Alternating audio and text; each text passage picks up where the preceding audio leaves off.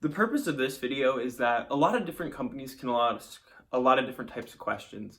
And as long as you're able to follow pretty much a framework or incorporate things that make you stand out and to answer the question well, you can pretty much answer any interview question. This video is just a collection of tips that if you're in that situation where you don't know how to answer a question, that you know how to tackle the question and come up with an answer. So these are those tips. First, don't be afraid to ask for time. In behavioral interviews, in product interviews, pretty much any type, never be afraid to be like, do you mind if I take a few seconds to think about this question? Every interviewer is always going to say yes, and it's really good to think about it and kind of come up with a roadmap in your head that you want to follow before you jump in the question. So always ask for time before starting. Next, we want to focus on breadth before depth first when answering questions. So what I mean by this is really think about the entire spectrum of things we could cover. So if you're getting a market question, think about competitors, think about government, think about internal issues, kind of think about everything that could be affecting it, and then kind of go into each one of those segments. An example of this would be, say, I was interviewing with Facebook and they asked me a question like, why do you think we are losing users on Facebook reactions? We had a 10% drop yesterday. And the way I'd go about it is I'd think about it like, okay, well, I think there's a lot of things that get played first, but first I really want to categorize why we could be losing users. First, I think the market could be one of those categories. This could be like competitors and what they're doing. I think the government could be another one. So maybe the government issues are at play here as well. I think technology could be one. And you would list off kind of all the overarching buckets and then dive individually to each bucket. And that's really how you should approach answering almost any question. Show the interviewer that you've thought about everything before you go really specific into one thing. The next tip is you really want your answers to be structured, clearly articulated, breaks down every part of the question, and then at the end, come together and synthesize each of those pieces into one conclusion.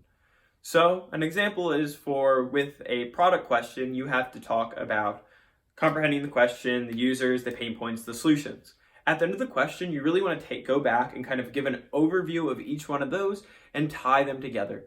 You don't want to focus too much on one part of the question or try and do too much.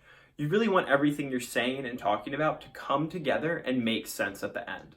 Another tip is to check your sanity. So asking your interviewer, does this seem reasonable to you?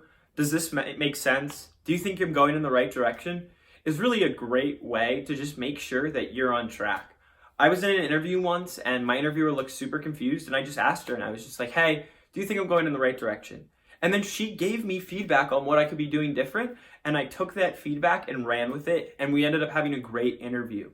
If you can show that you're receptive to feedback in your interview, that's a great way to show that you're coachable, which is really what a lot of these companies are looking for in their candidates. So don't be afraid to ask your interviewer if you're on the right track, or if they think you have a reasonable solution.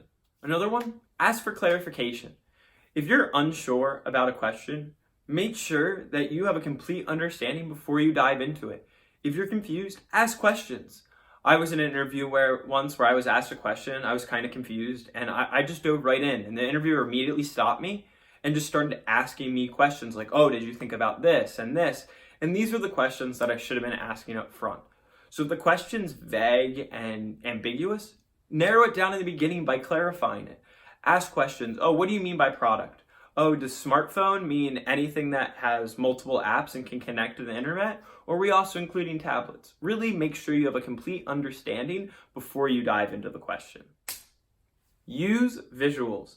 Whenever you have access to a whiteboard, you should be using it. Write down your thought structure, write down the outline you're going to be following, write down everything. Because if your interview can see what you're doing on the whiteboard and hear you, they're going to understand what you're saying and you're going to be that much better of a communicator. In the next product, in the product chapter, I basically teach you a couple of the interview tips that I use with visuals, but being able to draw graphs and map things on graphs is a great way to show your understanding. So when I map my product solutions for my product interviews, I basically create a graph and I do one axis, ease of implementation, and the other one, user impact, and I plot my solutions. And instead of just speaking to my interviewer about the solutions, this is a great way to show them comparatively to each other on that board. So being able to use any type of visuals like that, a matrix, a list, is a great way to improve your communication skills. Next, analyze and voice your opinion. What you don't want to do in this interview could be like, oh, well, I think the ride sharing marketing is really competitive. I think that drivers don't make a lot of money, so they might not want to drive in the future. That's a really bad way to analyze. Yes, it's your opinion, but you want to show support. What you could do instead, and a better way to go about this would be, I think the ride-sharing market's becoming incredibly competitive. If you've noticed, there's not only Lyft and Uber now, but there's also Get, there's Juno, and there's new ride-hailing apps popping every day. You also have competitors from the e-scooter market like Bird, Spin, and there's new ones popping up every day.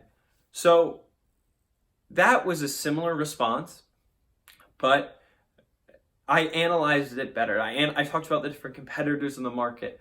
So always voice your opinion, but make sure you analyze your opinion and give support for it.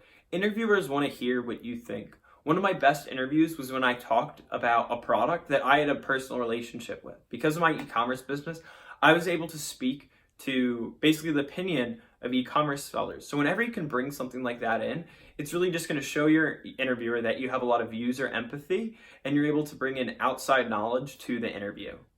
Finally, one of the interview type questions you want to be wary of are stress tests. What you don't want to do is when you voice your opinion and you feel strongly about it, if the interviewer challenges you, you want to stand your ground. You don't want to just cave.